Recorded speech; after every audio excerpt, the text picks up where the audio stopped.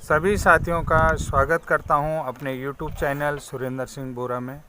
साथियों, आज हम जो है कि NEP 2020 की बात कर लेते हैं। जैसा कि आपने न्यू एजुकेशन पॉलिसी 2020 के बारे में पढ़ लिया होगा, समझ लिया होगा कि 2020 की न्यू एजुकेशन पॉलिसी क्या है।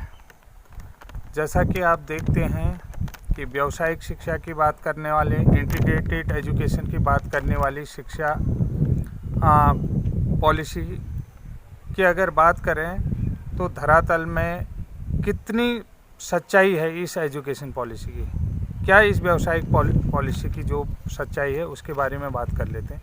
जैसा कि आप जानते हैं, प्रिपरेटरी स्टेज और फाउंडेशन स्टेज और मिडिल स्टेज में कंप्यूटर कोडिंग की भी बात कही गई है। उसके बाद अब कंप्यूटर कोडिंग कैसे सिखाएंगे, लेकिन वास्तविक रूप में जो है कि हमारी जो एजुकेशन पॉलिसी है वो कितनी भी बड़े दावे कर ले, लेकिन जो धरातल में वास्तविक सच्चाई है उससे आज आपको रूबरू कराता हूँ। आप बने रहिए इस वीडियो में, देखते हैं कि हमारा एजुकेशन सिस्टम आज भी कितने बड़े दावों को कर रहा है, लेकिन वास्तविक रूप में जो असली वास्तविक सच्चाई है वो उससे कितना अलग है। तो देखिए, राज्य बनने के 20 वर्ष बाद भी नहीं सुधरी शिक्षा के हालात, चुनाव में शिक्षा की बेहतरी पर नेताओं की चुप्पी। कुमाऊं में 387 सरकारी स्कूल बंद हो गए हैं, 1202 पर जो है संकट है। जैसा कि मैं इस वीडियो को बना रहा हूँ, इस वीडियो से बनाने से पूर्व जो है कि मेरे पास एक रिपोर्ट आई, नैनीताल के ताकुला स्थित राजकीय कन्या पूर्व माध्यमिक विद्यालय में भी ताला लग गया है। तो अब साथियों, जैसा कि मैं आपको बताना चाह रहा हूँ, राज्य गठन के 20 वर्ष बाद भी शिक्षा सतही तौर पर सरकारों की प्राथमिकता में रही है, लेकिन शून्य छात्र संख्या की वजह से सरकारी स्कूलों के बंद होने का सिलसिला चलता रहा है, जो अब भी जारी है। यही कारण है कि कुमाऊं में अब तक 387 प्राथमिक स्कूल बंद हो चुके हैं। 1202 स्कूलों में छात्र संख्या 10 या उससे कम पहुंच गई है। यही हाल रहा तो इन पर भी ताले जल्द ही लग जाएंगे। चुनाव प्रचार के शोर में अब तक किसी भी दल या नेता के जुबान से इन स्कूलों की बेहतरी के दावे या वादे नहीं निकले हैं। अपर शिक्षा निदेशक कुमाऊं मंडल बेसिक कार्यालय से मिली जानकारी के अनुसार कुमाऊं में प्राथमिक स्कूलों की संख्या 5089 है, जिनमें से 1456 एकल अध्यापक वाले स्कूल हैं। शून्य छात्र संख्या की वजह से अल्मोड़ा में 184, बागेश्वर में 46, चंपावत में 32, पिथौरागढ़ में 99 और नैनीताल में 19, उधम सिंह नगर में 7 स्कूल जो हैं बंद हो चुके हैं। अल्मोड़ा में 419 और बागेश्वर में 140, चंपावत में 121, नैनीताल में 157, पिथौरागढ़ में 340, उधम सिंह नगर में 25 प्राथमिक स्कूलों में छात्र संख्या 10 या इससे कम पहुंच गई है। शिक्षा विभाग ने बंद विद्यालयों में कार्यरत 112 शिक्षकों को अन्य विद्यालयों में समायोजित कर दिया है। जैसा कि आपको मैं ये रिपोर्ट बिल्कुल करेक्ट रिपोर्ट बता रहा हूँ। अब है, आरक्षित और अल्पसंख्यक वर्ग के बच्चे अधिक हैं, सामान्य वर्ग के बच्चे कम हैं। सरकारी स्कूलों में अगर बात की जाए तो सामान्य वर्ग के बच्चे अब बहुत कम हैं। सरकारी स्कूलों में सामान्य वर्ग के अभावों का तेज़ी से मोहभंग हो रहा है। शिक्षा विभाग के आंकड़े इनकी गवाही दे रहे हैं। 30 सितंबर 2021 की सूचना के अनुसार कुमाऊं के राजकीय अशासकीय प्राथमिक विद्यालयों में 1,55,018 बच्चे अध्ययनरत हैं। इनमें से सामान्य वर्ग के 45,818, अनुसूचित जाति के 52,292, जनजाति के 6,133, पिछड़ी जाति के 50,770, अल्पसंख्यक के 28,535 व 1179 दिव्यांग बच्चे हैं। परंतु मंडल के उच्च प्राथमिक विद्यालयों में सामान्य वर्ग के जो छात्रों की संख्या है 23,047 है, अनुसूचित जाति के 25,347 है, जनजाति के 2,432 है, ओबीसी के 19,075 है, अल्पसंख्यक 14,874 व 193 दिव्यांग बच्चे समेत कुल 69,901 बच्चे अध्ययनरत हैं। तो साथियों, जैसा कि आप देख ही रहे हैं, न्यू एजुकेशन पॉलिसी में शिक्षा की बेहतरी के लिए कितने बड़े दावे किए गए हैं, लेकिन वास्तविक रूप में जो है कि जो धरातल में हमारा एजुकेशन सिस्टम है वो क्या है, इस बारे में भी आप समझ रहे होंगे।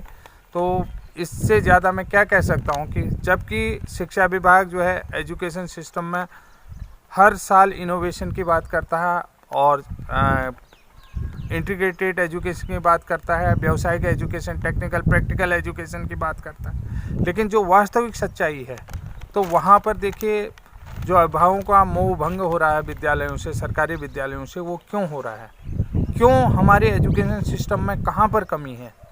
एजुकेशन सिस्टम की बेहतरी के लिए जो है कि विभाग बड़े बड़े दावे कर रहा है, सरकारें बड़ी बड़ी दावे कर रही हैं, लेकिन जो असल में सच्चाई है वो क्या है आप देख रहे हैं। राज्य बने 20 साल हो गए हैं, लेकिन हमारी जो विद्यालय शिक्षा की दशा है वो अभी तक हालत नहीं सुधरी है। तो कैसे हमारे विद्यालयों की हालत सुधरेगी, कैसे हमारी शिक्षा की हालत सुधरेगी?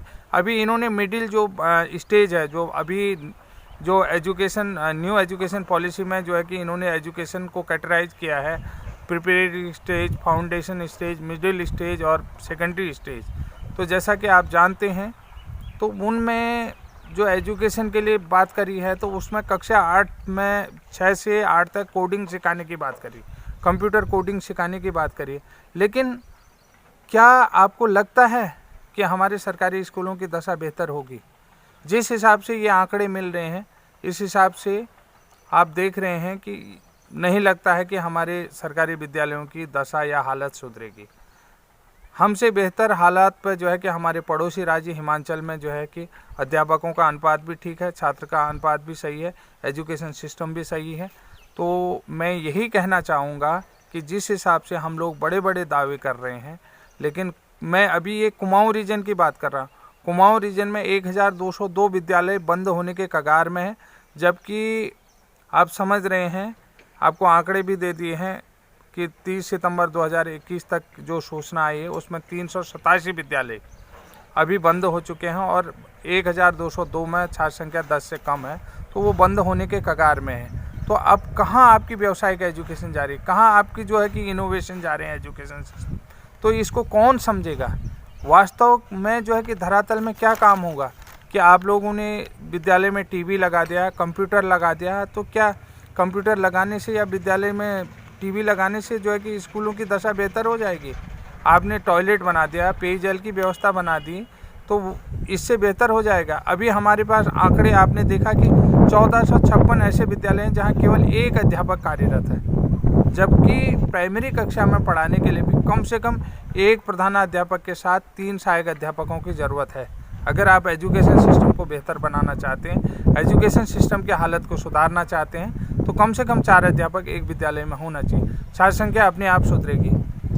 अब जो है कि आपने देखा कि हमने विद्यालय में टीवी लगा दिया है, हमने जो है विद्यालय में पानी की पेयजल की व्यवस्था कर दी, हमने जो है कि मिड डे मील चला दिया है, हमने जो है कि खेल से जुड़े हुए इंस्ट्रूमेंट देते हैं, लेकिन वहाँ पर उन सब चीज़ों को कराने के लिए अध्यापक की ज़रूरत तो है। तो आप तो अध्यापक तो एक ही दे रहे हैं, आपका जो छात्र अध्यापक अनुपात है वही गलत है, तो उसको सुधारना सबसे बड़ी ज़रूरत है, उसमें इम्प्लीमेंट करना ज़रूरी है। अब आपने जो है कि फाउंडेशन स्टेज बना दिया, प्रिपरेटरी स्टेज बना दिया, मिडिल स्टेज है, कोडिंग की बात आप कर रहे हैं। क्या आप जो है कि कोडिंग से जो है रिलेटेड जो है कि कंप्यूटर अध्यापक की नियुक्ति कर रहे हैं, कंप्यूटर जानने वाले अध्यापक की नियुक्ति कर रहे हैं? नहीं ना, आप तो पुराने ढर्रे में ही चल रहे हैं। अध्यापक की नियुक्ति का आपने जो प्रक्रिया बना रखी है वही प्रक्रिया आपकी चल रही है। आपके पास तो विषय के अनुसार अध्यापकों का चयन ही नहीं है। जो अध्यापक जो है कि आजकल जो है कि कंप्यूटर एजुकेशन ज़रूरी है, हर अध्यापक को कंप्यूटर समझना भी बहुत ज़रूरी है। तो इसी हिसाब से अब आप पुराने ढर्रे में चल रहे हैं, इसी हिसाब से अध्यापकों की नियुक्ति होनी चाहिए, विषय संयोजन होना चाहिए। आजकल मल्टी सब्जेक्ट चल रहा है, मल्टी सब्जेक्ट एजुकेशन सिस्टम चला है, तो उस तरीके से आप देखिए ना। तो क्या आपका जो है कि एजुकेशन सिस्टम सही है? मैं इस बारे में बात कर रहा हूँ। क्या आपका एजुकेशन सिस्टम जो है कि अखबार में बड़ी बड़े दावे करने से सुधर जाएगा, या बड़ी बड़ी कॉन्फ्रेंस करने से आपका एजुकेशन सिस्टम सुधर जाएगा? तो साथियों, इससे ज़्यादा मैं कुछ नहीं कहूँगा। तब तक के लिए जय उत्तराखंड, जय हिंद।